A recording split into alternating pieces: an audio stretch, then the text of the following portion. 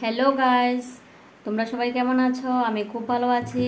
তো আমরা মা ছেলে মিলে খেতে বসলাম। ঠিক আছে समझिया। অ্যাকচুয়ালি ঘরে যখন পুরুষ লোক থাকে না, তখন রান্না করতে ইচ্ছে করে না।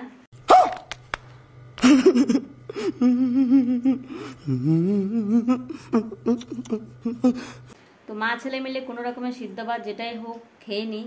তো পাশের ঘর থেকে যখন সবজি আসে তখন তো নাই, রান্না করার মনে চাইবে না। दीदी वाह दीदी नहीं नहीं दीदी वाह दीदी व्हाट इज दिस পাশের ঘর থেকে সবজি এরকম কার কার আসে তোমরা অবশ্যই কমেন্টে জানাবে।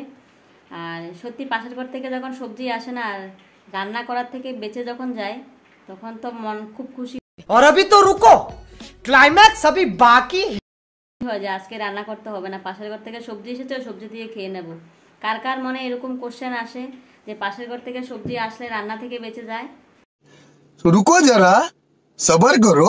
बोला धक्का बुक्की नहीं करने का, आराम से लेने का। हाँ তো সবজি এসেছে, দুই রকমের আইটেম এসেছে। তো একটা নিরামিষ সবজি এসেছে আর একটা ডাঁটার তরকারি এসেছে। এটা শুটকি দিয়ে রান্না করেছে, রসুন সম্বাস দিয়ে। তো আমি শুধু সিদ্ধ ভাত করলাম। তো এগুলো দিয়ে আমরা মা ছেলে মিলে খেয়ে নেব। इन छोटे मोटे प्रोग्रामों से कितना कमा लेते हो? তো কে কে এরকম পাশের ঘর থেকে সবজি আসলে খুশি হয়ে যাও আর রান্না করা থেকে বেঁচে যাও, তোমরা অবশ্যই কমেন্টে জানাবে। बात तो सही है। আমরা যেহেতু মা ছেলে আছি, পাশের ঘর থেকে যখন সবজি আসলো আমরা রান্না করব না, তো আমাদের এটা দিয়ে হয়ে যাবে। তো যদিও রান্না করি, রাতে রান্না করব। তোমরা অবশ্যই কমেন্টে জানাবে আমার এই ভিডিওটা কেমন লাগলো। আর পাশের ঘর থেকে কার কার এরকম সবজি আসে অবশ্যই কমেন্টে জানাতে ভুলবে না।